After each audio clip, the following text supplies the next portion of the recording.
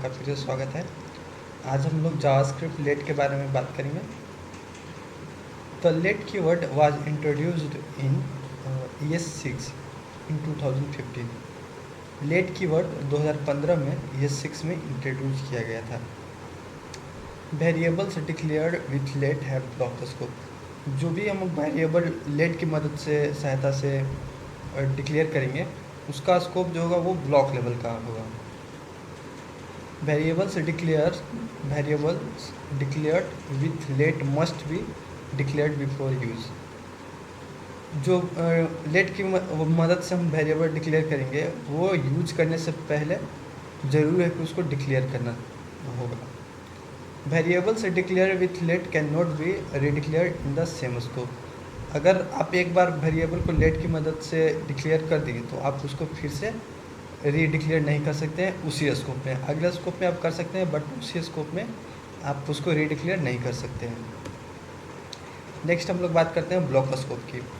Before ES6 2015 JavaScript did not have block scope. 2015 ES6 आने से पहले जावास्क्रिप्ट में ब्लॉक स्कोप नहीं थे। JavaScript had global scope and function scope. पहले सिर्फ उसमें ग्लोबल स्कोप होता था और फंक्शन स्कोप होता था। ES6 introduced the two new JavaScript keyword let and const. 2015 में जो ES6 इंट्रोड्यूस हुआ उसमें लेट और कॉन्स्ट दो नए कीवर्ड जावास्क्रिप्ट में इंट्रोड्यूस किए गए। This two keywords provides block scope in JavaScript. ये दो कीवर्ड जो हैं ये ब्लॉक स्कोप का कॉन्सेप्ट लाए, ब्लॉक स्कोप प्रोवाइड करने लगे। एग्जाम्पल के लिए आप यहाँ पे देख सकते हैं variable declare inside a block curly यानी कि curly braces can not B accessed from outside the block. यानी कि अगर डिक्लेयर किया गया है variable declares inside the curly braces block can not B accessed from outside of the block. अगर curly bracket के अंदर कुछ वेरिएबल डिक्लेयर किया गया है तो वो कर्ली ब्रैकेट के बाहर से एक्सेसिबल नहीं है, उसको एक्सेस नहीं किया जा सकता है। जैसे कि यहाँ पे आप देख सकते हैं एक लेट की वजह से लेट की सहायता से एक्स वेरिएबल डिक्लेयर किया गया है जिसका वैल्यू 2 दिया गया है, लेकिन ये एक ब्लॉक लेवल के अंदर डिफाइन किया गया है, डिक्लेयर किया गया है, इसीलिए x can not be used है। इसीलिए यहाँ पे ये ब्रैकेट के बाहर आप एक्स को यूज नहीं कर सकते हैं। नेक्स्ट हम लोग देखते हैं global scope. Variables declare with the where always have global scope. अगर आप वेर की सहायता से वेरिएबल को डिक्लेयर करते हैं तो उसका हमेशा से आपका ग्लोबल स्कोप रहेगा। Variables declare with the var keyword can not have block scope. अगर आप उसको वेरिएबल को वेर की सहायता से डिक्लेयर करें तो वो सिर्फ ब्लॉक के अंदर ही नहीं रहेगा, उसका स्कोप वो ग्लोबल स्कोप रहेगा उसका। Example variables declare with var inside curly brackets block can be access from outside the block. यानी कि यहाँ पे अगर आप कर्ली ब्रैकेट के अंदर वेर से डिक्लेयर करते हैं कोई वेरिएबल को तो वो आपके ब्रैकेट के बाहर भी एक्सेसिबल होगा, यानी कि इसका ग्लोबल स्कोप होगा। आप यहाँ पे भी एक्स को एक्सेस कर सकते हैं। नेक्स्ट हम लोग देखते हैं can not be redeclared. Variables defined with let can not be redeclare. जैसे कि हमने अभी बात किया था कि अगर आप लेट की सहायता से वेरिएबल को डिक्लेयर करते हैं तो उसको आप फिर से रीडिक्लेयर नहीं कर सकते हैं। You can not accidentally redeclare a variable declare with let. Let की वजह से लेट की सहायता से अगर किया गया तो उसको आप रीडिक्लेयर नहीं कर सकते हैं। With let you can not do this.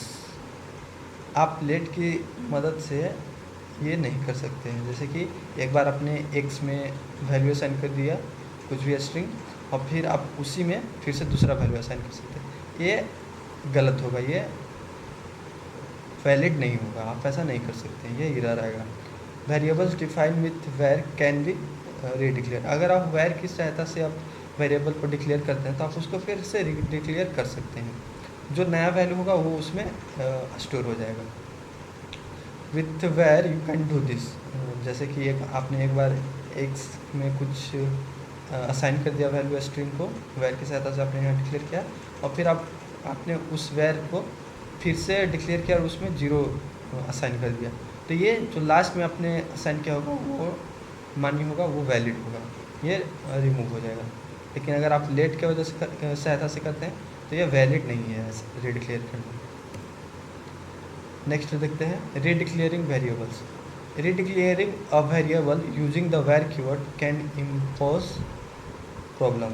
अगर आप वेरिएबल को रीडिक्लेयर करते हैं वेर कीवर्ड के मदद से, तो वो redeclare a variable using the var keyword can impose problem, वो प्रॉब्लम इम्पोज कर सकता है। Redeclaring a variable inside a block will also redeclare the variable outside the block. अगर आप रीडिक्लेयर करते हैं वेरिएबल को ब्लॉक के अंदर, will also redeclare variable outside the block, तो आउटसाइड भी आप उसको रीडिक्लेयर कर सकते हैं। एग्जाम्पल के लिए var x is equal to 10, here x is 10, var x is equal to 2, here x is 2, ये दोनों अलग अलग नहीं होंगे, एक ही होंगे। ये जो नया वैल्यू होगा वो एक्स में असाइन हो जाएगा। Here x is 2 redeclaring a variable using the let keyword can solve this problem. Redeclaring a variable inside a block will not redeclare the variable outside the block. Redeclaring a variable inside a block will not redeclare the variable outside the block. अगर आप late की मदद से variable बनाते हैं, तो अगर आपने अंदर में यानी कि ब्लॉक के अंदर में रीडिक्लेयर किया है, तो वो आपके बाहर में डिक्लेयर नहीं होगा, मतलब कि रीडिक्लेयर नहीं होगा। जैसे कि देखिए यहाँ पे लेट एक्स की मदद से इसका एक्स को डिक्लेयर किया गया जिसका वैल्यू 10 दिया गया है, here x is equal to 10, और फिर यहाँ पे ब्लॉक के अंदर ये लेट को फिर से डिक्लेयर किया गया है, यहाँ पे एक्स का वैल्यू 2 है। लेकिन अगर आप बाहर फिर अगर एक्स को एक्सेस करते हैं तो ये बाहर वाला ही रहेगा, यानी कि ये 10 ही आएगा। ये अंदर का अलग स्कोप होगा ब्लॉक स्कोप, और ये बाहर का अलग स्कोप होगा। लेकिन यहाँ वायर में ऐसा नहीं है, आप बाहर भी करेंगे और फिर बाद में अंदर भी करेंगे, तो वो लास्ट में जो आपने किया होगा वो यहाँ पे वैलिड माना जाएगा। नेक्स्ट देखते हैं difference between var, let and const. Var, let और कॉन्स्ट में डिफरेंस देखते हैं। पहले नंबर तो स्कोप की बात करते हैं, तो वायर का स्कोप जो है वो ग्लोबल का होता है, यानी कि नो स्कोप। लेट का स्कोप होता है यानी कि ब्लॉक स्कोप होता है। कॉन्स्ट का भी ब्लॉक स्कोप होता है। रीडिक्लेयर वायर को रीडिक्लेयर कर सकते हैं, लेट को नहीं कर सकते हैं, कॉन्स्ट को नहीं कर सकते हैं। रीअसाइन वायर को रीअसाइन कर सकते हैं, लेट को भी रीअसाइन कर सकते हैं, लेकिन कॉन्स्ट को रीअसाइन नहीं कर सकते हैं। रीअसाइन का मतलब हुआ कि आपने उसमें एक value suppose x equal to 10 डाल दिया, तो उसमें आप फिर बाद में 15 डाल सकते हैं। रीडिक्लेयर नहीं करना है, रीअसाइन करना है। लेकिन कांस्टेंट जो होता है वो कांस्टेंट वैल्यू असाइन कंटेन करता है, उसमें आप फिर दूसरा वैल्यू को रीअसाइन नहीं कर सकते हैं। होस्टेड वायर को होस्टेड किया जा सकता है, लेकिन लेट और कॉन्स्ट को होस्टेड नहीं किया जा सकता है। बाइंड्स वायर को बाइंड्स किया जा सकता है, लेकिन लेट और कॉन्स्ट को नहीं किया जा सकता है। What is good? Let and const have block scope. Let and const can not be redeclare. Let and const must be declare before you. Let and const does not bind to this के साथ ये bind नहीं होगा। Let and const are not hoisted, ये hoisted भी नहीं होंगे। What is not? Var does not have to be declare. Var को आप डिक्लेयर नहीं भी कीजिएगा, डायरेक्ट यूज कीजिएगा तो चल जाएगा। Var is hoisted, var bind to this.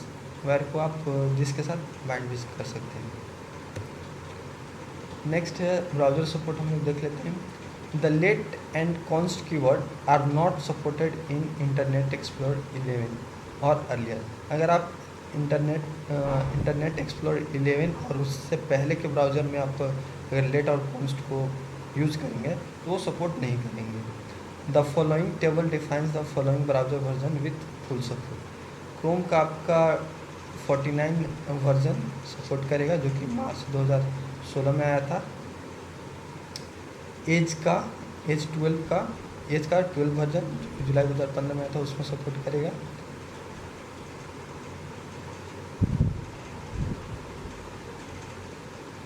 और फायरफॉक्स का 36 वर्जन जो कि जनवरी 2015 में आया था, वो सपोर्ट करेगा। सफारी का सपोर्ट करेगा जो कि 17 में आया था। ओपेरा का 36 वर्जन सपोर्ट करेगा जो कि मार्च 2016 में आया था। Redeclaring a JavaScript variable with var is allowed anywhere in program. यहाँ पे बोला जा रहा है कि अगर आप रीडिक्लेयर करते हैं जावास्क्रिप्ट वेरिएबल को तो वो प्रोग्राम में कहीं भी अलग आप कहीं भी कर सकते हैं। एग्जांपल के लिए var x equal to 2 not x is 2 var x equal to 3 now x is 3। यहाँ पे x का वैल्यू 2 था लेकिन यहाँ पे x का वैल्यू 3 है। With let redeclaring a variable in the same block is not allowed. अगर आप सेम ब्लॉक में लेट की वजह सहायता से अगर कोई वेरिएबल बना है तो उसको आप रीडिक्लेयर नहीं कर सकते, वो अलाउ नहीं है। जैसे कि वैर की हेल्प से यहाँ पे 2 लिखा गया है x में वैल्यू, वो अलाउ है, लेकिन आप फिर लेट की मदद से x में आप 3 कर रहे हैं, ये अलाउ नहीं है। यहाँ पे भी दूसरे ब्लॉक में चलते हैं। यहाँ पे x में 2 असाइन किया गया है, फिर x में 3 असाइन किया गया है, चूँकि लेट की मदद से किया गया है तो अलाउ नहीं है। यहाँ पे आप फिर देख सकते हैं दूसरे ब्लॉक में लेट के हेल्प से x में 2 दिया गया और फिर वैर की हेल्प से 3 दिया गया, ये भी अलाउ नहीं है। Redeclaring a variable with let in another block is allowed. अगर आप लेट की मदद से रीडिक्लेयर करते हैं लेकिन उसका ब्लॉक अलग है तो वो अलाउ है। जैसे कि आप एग्जाम्पल के लिए देख सकते हैं लेट की हेल्प से x में 2 असाइन किया गया, ये अलाउ है। और अगले ब्लॉक में आप देख सकते हैं यहाँ पे कर्ली ब्रेसेस लगाया गया है, आप अगले ब्लॉक में इसको रीडिक्लेयर कर सकते हैं लेट x इक्वल टू, इसमें आपने 3 असाइन करे, ये अलाउ है आपका। फिर से अगर आप दूसरे स्कोप में चले जाएँ दूसरे ब्लॉक में तो यहाँ पे भी आप फिर से रीडिक्लेयर कर सकते हैं, ये भी अलाउ है आपका, बेशक वो क्यों ना लेट की मदद से डिक्लेयर किया गया। Let hoisting variables defined with var are hoisted to the top and can be initialised at any time. Variable defined with var are hoisted to the top and can be initialised at any time. अगर variable define किया गया है वैर की मदद से तो वो होस्टेड होता है to the top and can be initialised at any time, और वो कभी भी इनिशियलाइज किया जा सकता है। सॉरी, मीनिंग इसका हुआ you can use the variable before it is declare. आप उसको